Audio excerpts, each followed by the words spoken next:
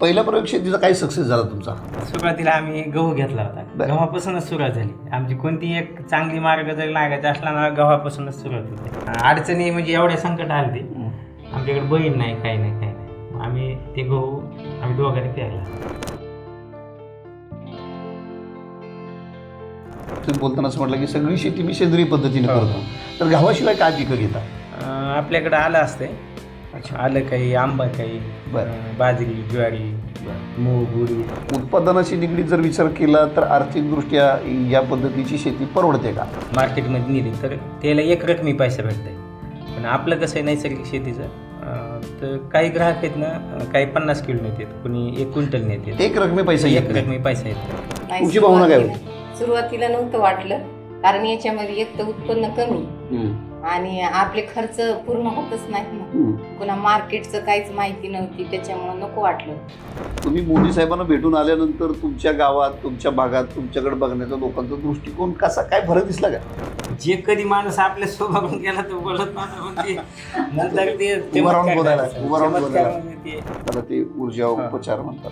तुम्हाला काय फरक जाणवतो त्यांची जी काय पद्धत आहे त्याच्यात आणि तुम्ही आधी करत होतो त्याच्यात? सगळ्यात महत्वाचं, आपण पैसा कशासाठी कमवतो, पीक कशासाठी घेतो आणि म्हणजे करतो कशासाठी? आरोग्यासाठी.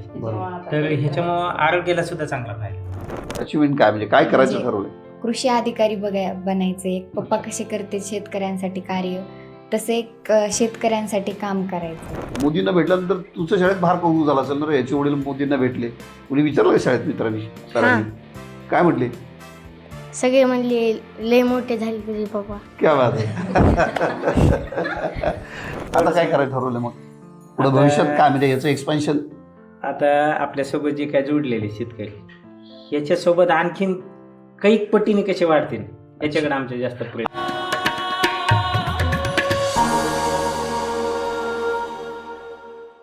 नमस्कार, मी उमेश भोगडे. बखरलयमध्ये आपल्या सर्वांचं स्वागत. आपण आलोय बीड जिल्ह्यातल्या सावरगाव नावाचं गाव आहे, माजलगाव तालुक्यातलं. निरामय वेलनेस सेंटर पुण्यातली जी काही प्रख्यात संस्था आहे, जी स्पर्शाविना उपचार यासाठी त्याचं वेगळेपण आहे हे. आणि ते काही शेतीचे प्रयोगसुद्धा या भागात शेतीवरच सुद्धा ट्रीटमेंट करतात.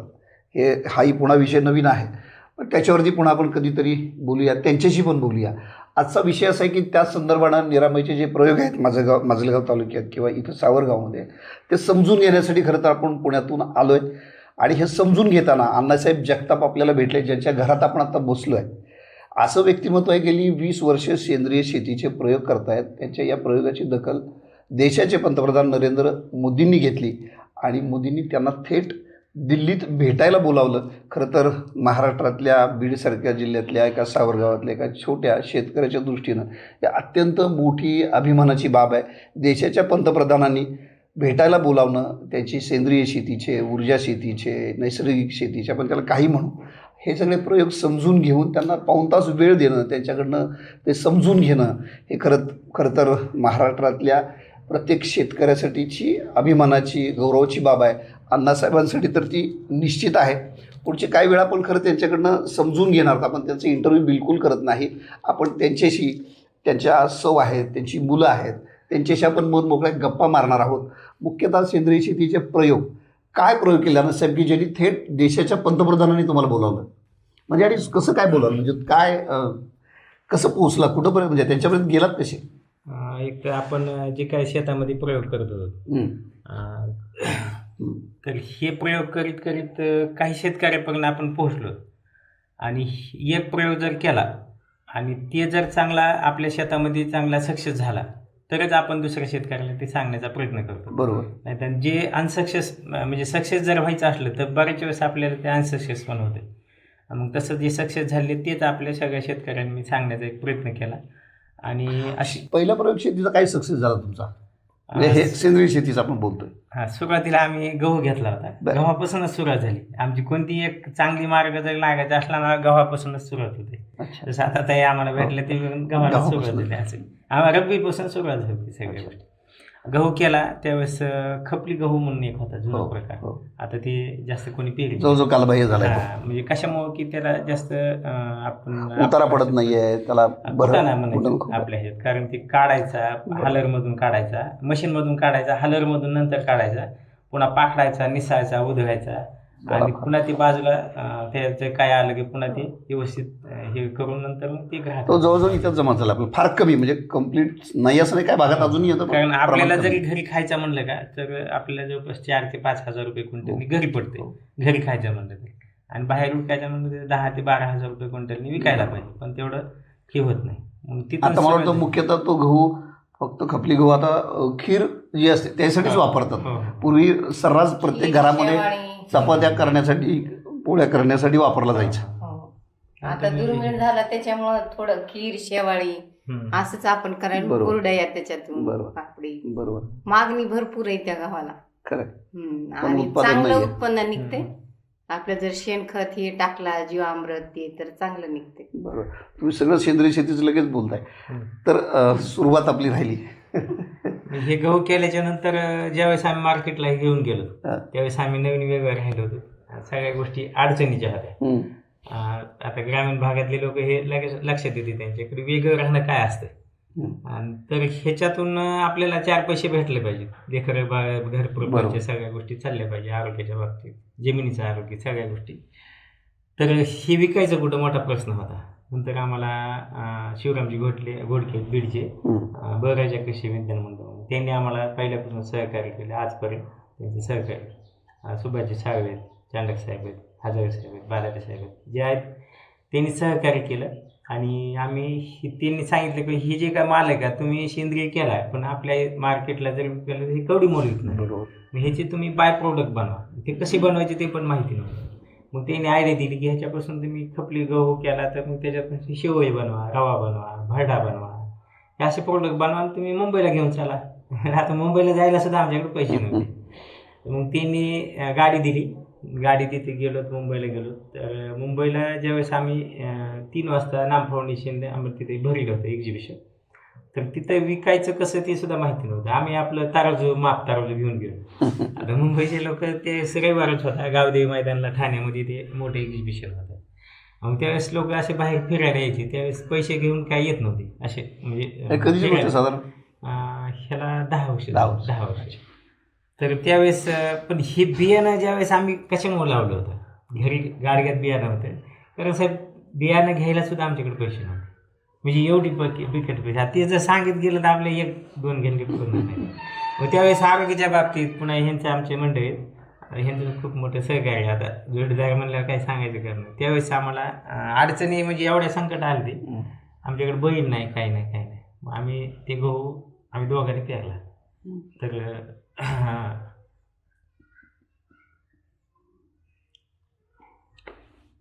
ठीक आहे ना.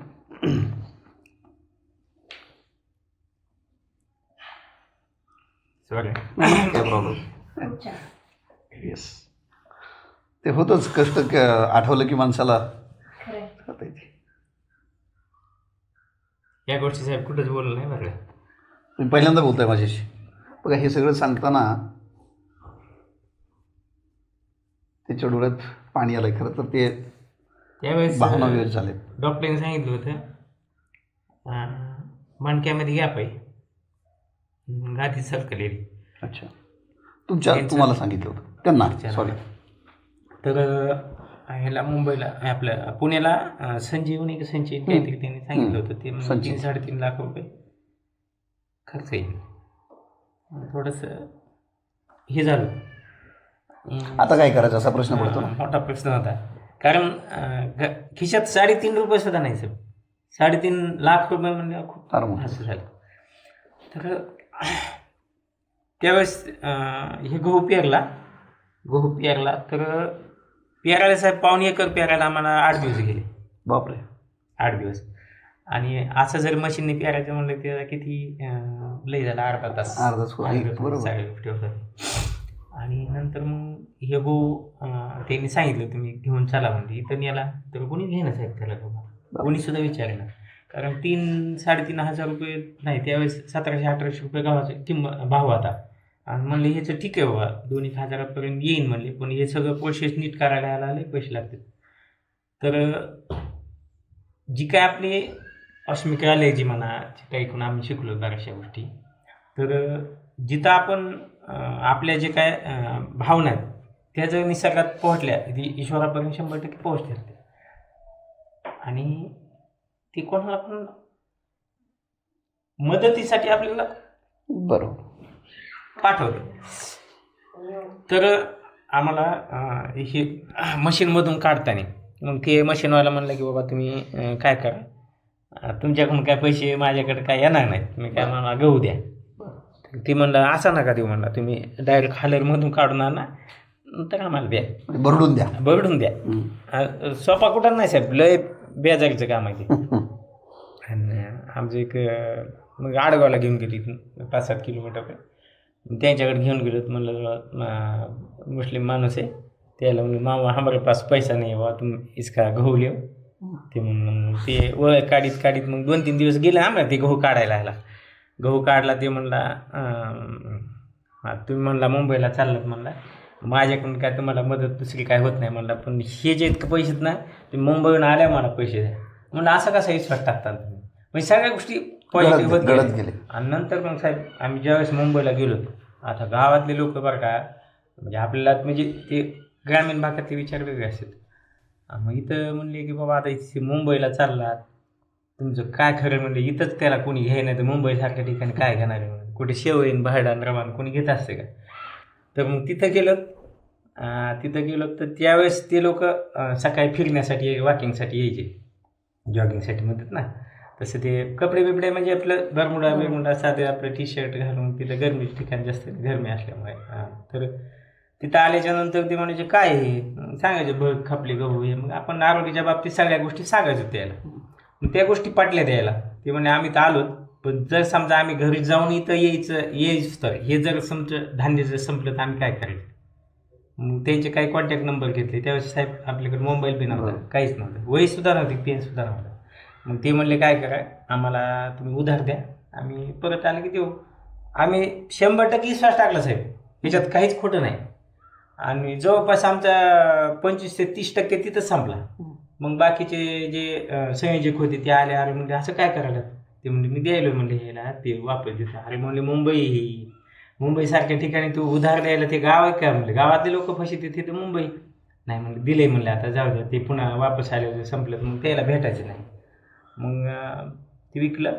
आणि नंतर मग ते सांगितले होते पॅकिंग बिकिंग करा. मग त्यांनी तिथे एक मॉल होता, तिथले भाव हे ते सगळ्या गोष्टी सांगितल्या. तर साहेब आम्हाला 1.5 तास आम्ही म्हणजे 3 वाजता उद्घाटन होतं, पण आमचं 10 ते 12लाच माल सगळा संपला. पण ज्याला तुम्ही उधार दिलं ते आले का पैसे? आले सांगतो. मग ते सगळं झालं, माल संपला. म्हणजे आता काय करायचं, म्हणजे ते लोक गेले येते म्हणजे आता इसरून गेले म्हणजे गेले म्हणजे. नंतर मग साहेब सगळे आले ना ते, आणि त्यांनी घरी जाऊन सगळ्या गोष्टी केल्या. त्या आता दलियामध्ये तिकडं मुंबईला दलियामध्ये आपल्याला भाडा म्हणते, बरोबर. ते भाड्याचा प्रकारला तिकडे दलिया, ते दलिया करण्याचा प्रकार त्यांच्या वेगळा असेल कशी रेसिपी. तर मग तसं केल्याच्या नंतर त्या गोष्टी सगळ्या आवडल्या साहेब. पुन्हा एवढी मागणी वाढली आम्हाला, म्हणजे आम्हाला 1 ते 1.5 तासामध्ये 1,37,000 रुपये आम्हाला आयुष्यात आम्हाला तेवढे पैसे पाहायला भेटले. मग इथं आलो आणि साम टी व्हीवाल्याने आमची पहिली मुलाखत घेतली साहेब. कॅमेऱ्यासमोर बोलायचं कधी माहीत नाही काय. मग अनासपुरे साहेब आले, नाना पाटीलच्या मल्हार साहेब आले, त्यांनी सत्कार बित्कार केला, मोठा कार्यक्रम घेतला साहेब. मग नंतर त्यांनी सांगितलं की तुम्ही ज्यावेळेस आमचं एक्झिबिशन असेल त्यावेळेस आमचं जाणं येणं सगळ्या गोष्टी खर्च करू म्हणजे. आता आहे का त्याची संपर्क? नाही, आता लॉकडाऊन पासून बरेचसे हे झालं साहेब. मग तेव्हापासून आम्ही थोडंसं आणखीन थोडंसं हे झालं. आता तुम्ही हे सगळा अनुभव सांगितला, पण मूळ सेंद्रिय शेतीचा गावाचा मुख्यतः तुम्ही सांगितला, आणि आत्ताही निरामयच्या संदर्भाने पुन्हा तुम्ही गावाचाच प्रयोग केला आहे. तर अजून शेतीतले जे प्रयोग आहेत तुमची जवळ मगाशी तुम्ही बोलतानाच म्हटलं की सगळी शेती मी सेंद्रिय पद्धतीने करतो, तर गावाशिवाय काय पिकं घेता? आपल्याकडे आलं असते, आलं काही, आंबा काही, बाजरी, ज्वारी, मूग, उडीद सगळे आपण इंटरक्रॉप करतो, म्हणजे सगळे मिश्र पीक पद्धती करतात. म्हणजे ज्यावेळेस मी प्रत्येक वेळेस सांगत असतो की आपण प्रत्येक माणसाने ईश्वराने प्रत्येक माणसाला वेगवेगळे ही दिलेले बुद्धी दिलेली, म्हणजे सगळ्याची सारखी नाही. तसं जर सगळे दोन एक मित्र जर एकत्र आले तर आपलं तिसरा एक विचार तयार होते. तसं आपल्या पिकाचं पण त्याच पद्धतीचं प्रत्येक मुळे वेगवेगळे जीवाणू काम करतात. आपण शाळेत पण शिकलो.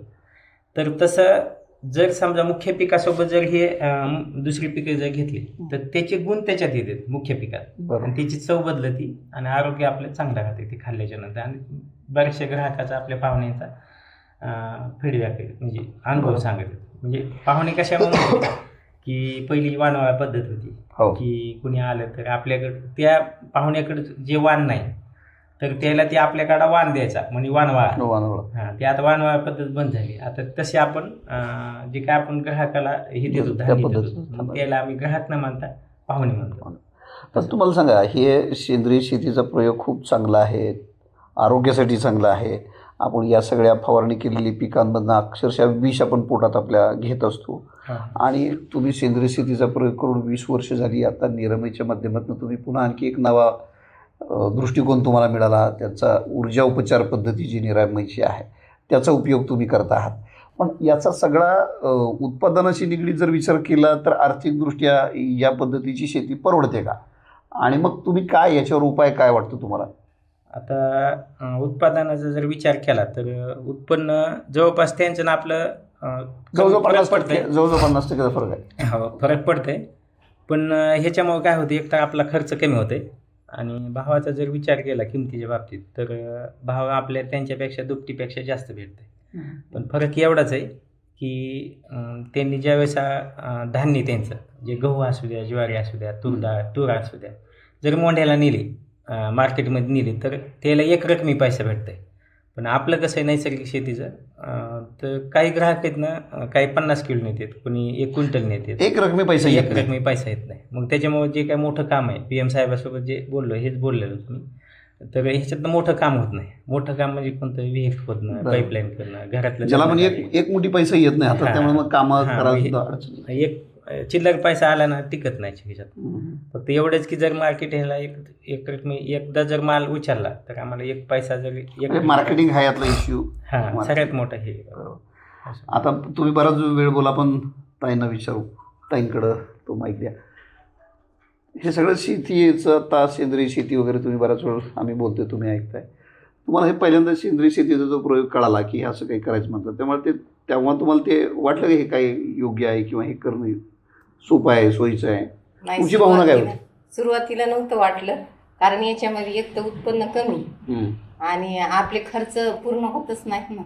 पुन्हा मार्केटचं काहीच माहिती नव्हती, त्याच्यामुळे नको वाटलं होतं. पण हळूहळू थोडी करत करत आता चांगलं वाटतं एकदम की ही शेती पाहिजे. सेंद्रिय शेती कसं आहे, सुरुवातीला कमी होते उत्पन्न, पण आता एकदम चांगलं निघते. आपलं जे रासायनिक आहेत का त्याच्यासोबतच आपलं पण उत्पन्न निघतं. एवढा काय फरक नाही जाणवत.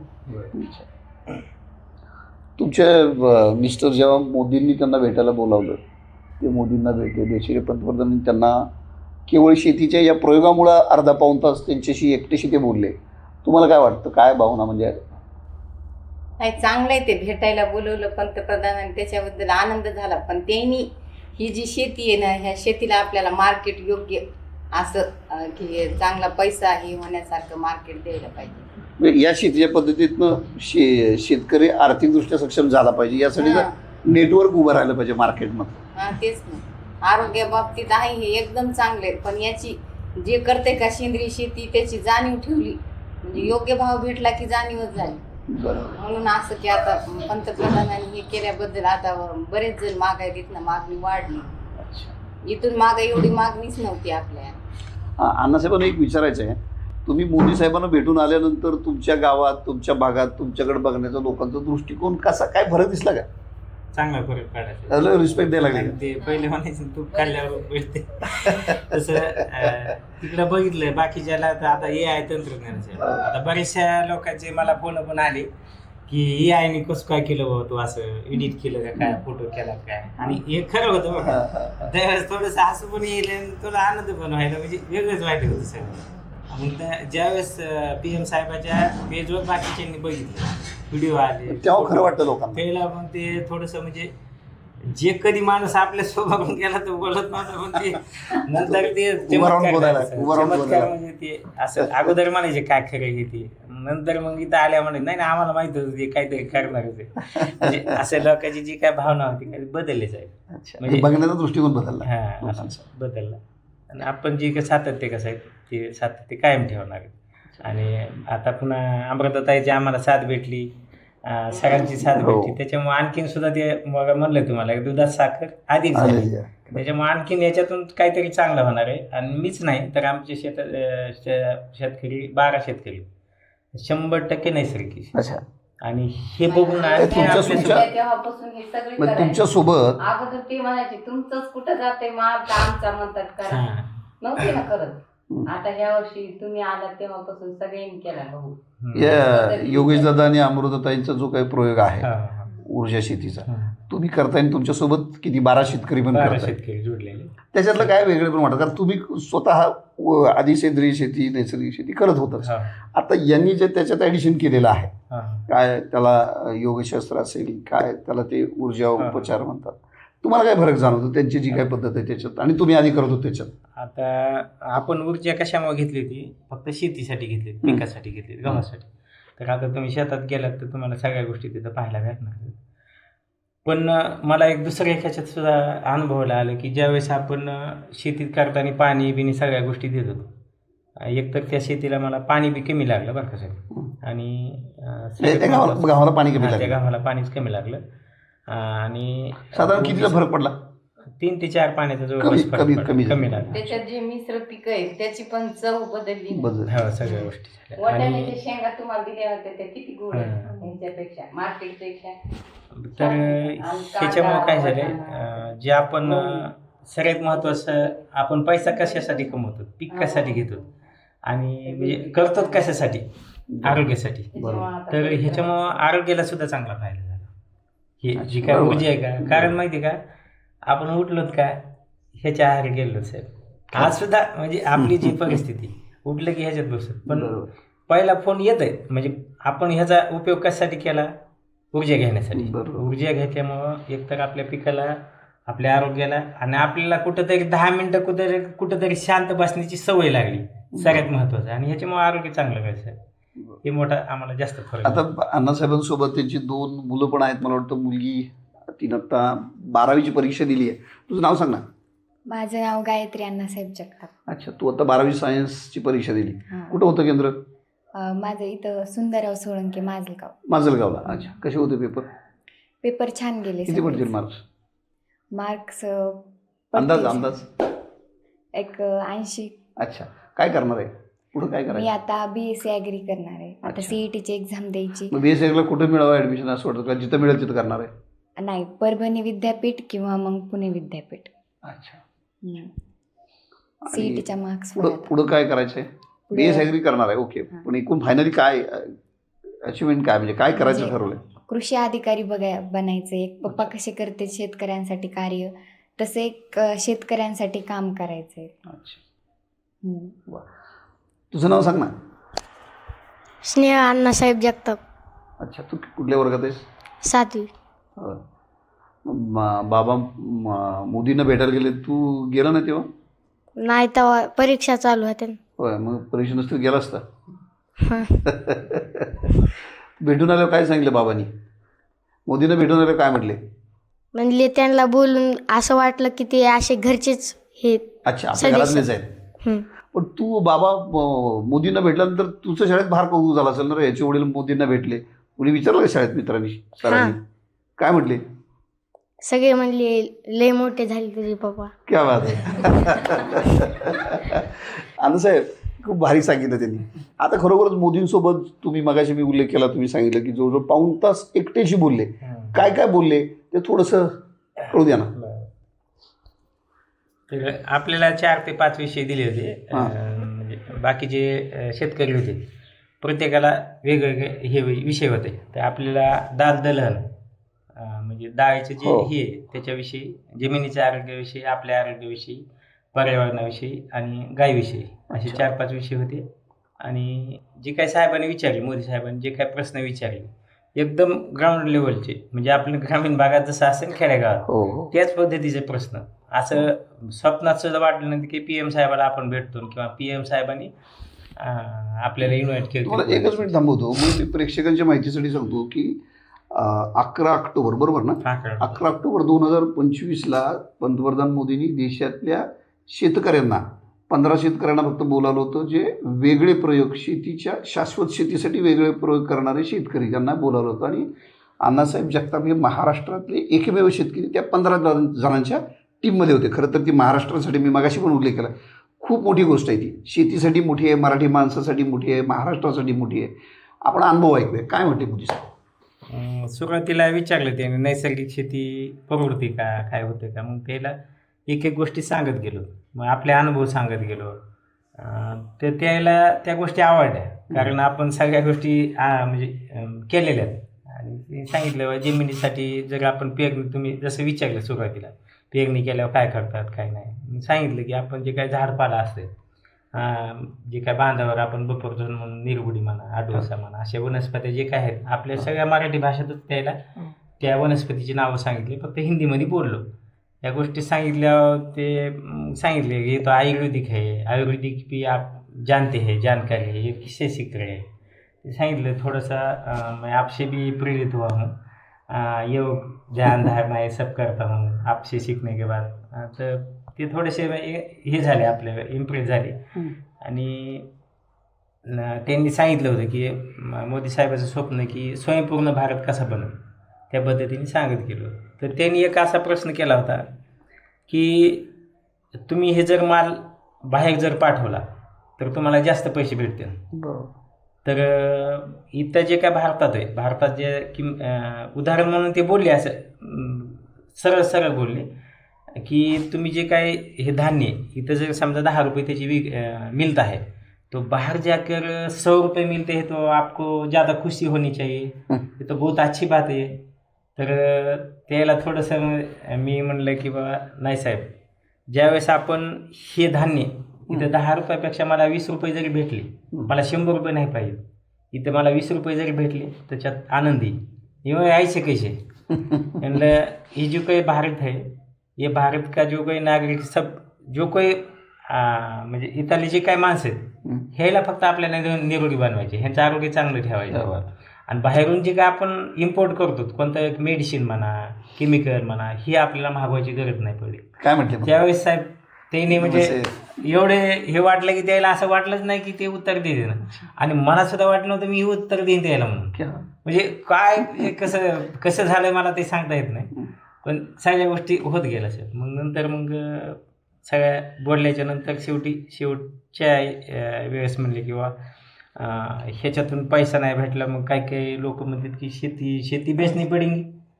तर मग त्याला सांगितलं साहेब, मैं एक किसान होने के नाते मेरी भी ये धारणा थी कि खेती बेचेंगे, परिजन है सब, नातेवाईक है, ये सब बोलते हैं कि खेती बेचेंगे, मगर मैंने ये खेती करते करते दूसरी 2.5 एकड़ बांध से लगत ही दूसरा 2.5 एकड़ लिया है किराए पे. हाँ ऐसे नहीं खरीद के लिया. वो तो बहुत खुश हो गए, वो उसी टाइम का वो फोटो है. ओके. बहुत खुशी हो गई उनको.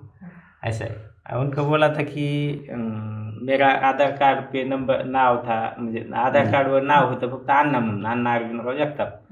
तर नंतर बाकीचे लोक म्हणायचे किंवा नैसर्गिक शेतीत ह्याच्यातून काय भेटतंय काय नाही. नंतर ह्या तरक्की हे होऊन आता अण्णासाहेब म्हणाले, सगळ्या गोष्टी अण्णासाहेब म्हणालेत, म्हणले अण्णाचं अण्णासाहेब झाले. मग मोदींना भेटल्यानंतर अण्णाचे अण्णासाहेब झाले का? नाही सांगतो नंतर. मग PM साहेब म्हणले, आता ह्या गोष्टी तुम्हाला सांगितलं की PM साहेबाला भेटल्यावर काय माणसं ते म्हणजे जे काय दैवी म्हणायचं ते सगळ्या गोष्टी समोर असल्यावर आपल्याला त्या अनुभवाला भेटतात. असं नाही की मी त्याला भेटलो म्हणून त्यांची गुणगान गायलं, स्तुती, असं काहीच नाही. बाकीचे म्हणते मोदी बघते त्याला म्हणून द्या, पण ते आपल्याला माहिती की त्या माणसापर्यंत गेल्यावर त्यांचं जे काय बोलणं, ते वागणं, हे सगळ्या गोष्टी तिथे गेल्यावर समजतंय. मग ते आता मी तर विसरलो, मी तिथं किती 2 मिनिटात ते पण विसरलो होतं की मोदी साहेबाला मी म्हणलं होतं की आधार कार्डवर नाव आण नाही म्हणून. पण ते नंतर म्हणले आधार कार्ड पे वो नाम बदला की नाही, अण्णा साहेब किया का नाही. म्हणजे एवढ्या गोष्टी त्यांनी विचारणं म्हणजे सोप्या गोष्टी नाहीत.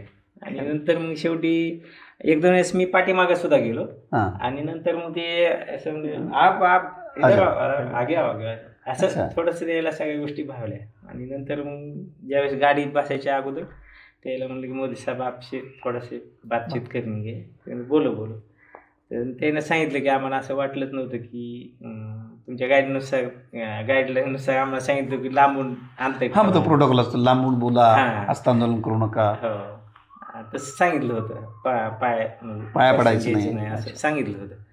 मी म्हणलं त्यांचं काही बुराई नाही म्हणलं साहेब, पण ते जे तुमच्या नियमानुसार आम्ही तसं वागलो, पण असं वाटलंच नव्हतं की तुमच्यासोबत आमचं बोलणंच होईल का नाही. पण असं वाटलं की आता हे तास कसा गेला आम्हाला समजलं नाही आणि असं वाटलं की तुम्ही आमच्या परिवारातले एक सदस्य आहे. तर पी एम साहेबांनी म्हणजे आपल्याला साहेब खरंच वाटणार नाही किंवा पी एम साहेबांनी एवढ्या म्हणजे आता मला ते सांगता येणार नाही, त्या गोष्टी बोलले की म्हणजे आपण कल्पना सुद्धा करू शकणार नाही. त्यांनी म्हणजे सांगितलं इतक्या बेसिक गोष्टी त्यांना माहिती आहे. तुम्ही मगाशी म्हटलं सगळं, तसं की बोलता बोलता जाणवतं की हा माणूस किती खाली ग्राउंडवर काम केलेलं हो आहे. हो हो. नंतर ते म्हणले की तुमची महाराष्ट्र भूमी ही संताची भूमी, तर वसुदेव कुटुंब ज्या पद्धतीने असतं त्या पद्धतीने आपले वसुदेव कुटुंब आहे, तर आपलं एक कुटुंबच आहे. मी काय पी एम झालो म्हणून वेगळं, ते हिंदीतूनच बोलले, मी पी एम झालो म्हणून काही वेगळं खात नाही, वेगळं राहत नाही, असं काहीच नाही. मी माणूसच आहे. फक्त फरक एवढाच आहे की हम एक घर के एक परिवार के सदस्य आहे, फरक इतना आहे. त्यावेळेस साहेब माझ्या अंगावर काटा आला. म्हणजे वाटलं सुद्धा नव्हतं की एवढा माणूस म्हणजे एवढ्या पदापर्यंत जाणारा माणूस जर समजा ह्या साध्या गोष्टी बोलतोय म्हणलं म्हणजे सोपी गोष्ट नाही ना. मग त्यावेळेस वाटलं की नाही खरंच काहीतरी आपले पी एम साहेब आहेतच Yes. काहीतरी. पण म्हणजे मग तुम्ही त्यांना भेटल्यानंतर एक प्रकारचा जो उत्साह हुरूप आला, त्यांची जी पाठीवर थाप पडली किंवा तुम्हाला हे चांदूरकर दाम्पत्य निरामयच्या हो. माध्यमातून भेटलं, तर ही सगळी ही जी नैसर्गिक शेती आहे ही करायला आणखी उत्साह वाढला, कॉन्फिडन्स आला जास्ती. वाढा साहेब. त्याच्यामुळे आणखी आता काय करायचं ठरवलं मग पुढे भविष्यात काय म्हणजे याचं एक्सपान्शन? आता आपल्यासोबत जे काय जोडलेले शेतकरी याच्यासोबत आणखीन काही पटीने कसे वाढतील याच्याकडे आमचे जास्त प्रयत्न आपल्याबरोबर या पद्धतीने शेती करणाऱ्यांची हो. संख्या वाढली पाहिजे असं. त्याच्यामुळे एकतर आरोग्य, पर्यावरण, आपली जमीन, पाणी, पर्यावरण जसं बोलतो तसं आपल्या सगळ्या गोष्टी अबाधित ठेवण्यासाठी आपल्याला ह्याच्या आधार घेतल्याशिवाय काहीच होत नाही. कारण आपण नैसर्गिक शेती जरी केली तर त्याला आध्यात्मिकची जोड पाहिजे. एकतर नैसर्गिक शेती केली 100% आध्यात्मिक होती, पण ह्याच्यात योग धारणा, आपलं आरोग्य, सगळ्या गोष्टी, कुटुंबाचं आरोग्य, पाहुण्याचं आणि जे पिकात गेल्याच्या नंतर जे काय त्याच्यात आपले पॉझिटिव्ह एनर्जी ती पिकात जाते साहेब. आणि पिकात ज्यावेळेस त्याचं धान्याचं पुढच्या आपला पाहुणा खाईन त्यावेळेस त्याचेसुद्धा विचार बदलते साहेब. आणि आपण जे काय आपण आता युद्ध हे बघायला साहेब ह्या गोष्टी होणार नाहीत. म्हणजे काय म्हणायचं त्याला, त्यांचे विचार सात्विक होणार. आणि हे असं भांडण, तंटे, दंगल हे ते गोष्टीत म्हणतो आपण आता जातीत भांडणं आहे ते होणार नाही साहेब. कारण हे विशेष आणखीन एक विशेष म्हणजे ह्या जे काय परिवार आहे का ह्या परिवारासोबत नुसत्या एकाच समाजाचे लोक नाहीत, अनेक समाजाचे लोक आहेत साहेब. 18 पगड जातीचे समाजाचे लोक आहेत आणि त्याच्यामुळे सगळ्या विचाराचे जर विचार बदलले तर आपल्याला म्हणजे हे पृथ्वीचा स्वर्ग व्हायला जास्त वेळ लागणार नाही असं मला वाटतं. बघा, शेतीमातीला अध्यात्माची जोड दिली तर काय होऊ शकतं याचं हे खरंच जिवंत उदाहरण आहे. त्यांनी त्यांच्यासोबत 12 शेतकरी आहेत, ते एकटे नाही आहेत आणि त्यांचं असं म्हणणं की 1200 कसे होतील यासाठी ते या पुढच्या काळात प्रयत्न करणार आहेत. अर्थात त्यासाठी त्यांना निरामयची निश्चितपणे मदत होईल. अण्णासाहेबांशी बोलताना फक्त एक विषय फक्त राहून गेला. आपण स्वतः चॅनल चालवतो, प्रोफेशनली चालवतो, पण अण्णासाहेब इथं गावात सावरगावमध्ये राहून सेंद्रिय शेती करून ते स्वतःचं एक चॅनल चालवतात. मला वाटतं दिशा सेंद्रिय काय नाव आहे? दिशा सेंद्रिय शेती, दिशा सेंद्रिय शेती नावाचा चॅनल चालवतात. तब्बल 3,61,000 3,61,000 सबस्क्रिप्शन आहे. त्याने प्रमोशन लावलेलं नाही, काहीही न करता त्यांचं हे चॅनल आहे. गावात राहून माणूस काय करू शकतो याचं उत्तम उदाहरण म्हणजे अण्णासाहेब आहेत. पंतप्रधानांनी दखल घेतली आणि आता एकूण जो काय प्रवास आहे तो आपण सगळ्यांनी आता ऐकला. त्यांचं या पुढच्या कामासाठी आपण त्यांना मनापासून शुभेच्छा देऊया आणि थांबूया. धन्यवाद. तुम्ही इथं आलात आमचं कार्य जाणून घेतलं, त्याच्याबद्दल तुमचं सुद्धा सगळ्याचं टीमचं, विशेषतः याच्या पुढचं बोलतं अमृताताईचं, योगेश सरांचं, त्यांच्या पूर्ण टीमचं, त्यांची पूर्ण जी टीम आहे का साहेब, एक्या रिंगवर रिप्लाय देते, एक्या रिंगवर. म्हणजे सकाळी 4 वाजल्यापासून संध्याकाळी 10 वाजेपर्यंत मी त्याचं म्हणजे अनुभव घेऊन बसलो आहे. एकदम लगेच क्विकमध्ये.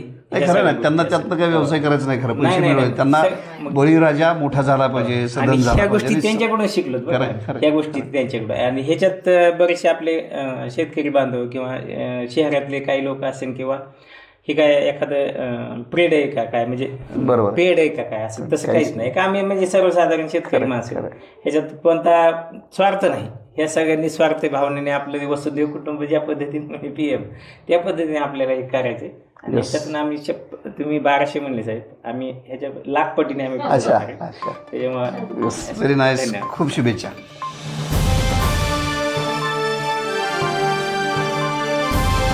समाजकारण, प्रशासन आणि राजकारणातल्या अचूक विश्लेषणासाठी बखर लाईव्हच्या सोशल मीडिया प्लॅटफॉर्म्सना लाईक, फॉलो आणि सबस्क्राईब करा.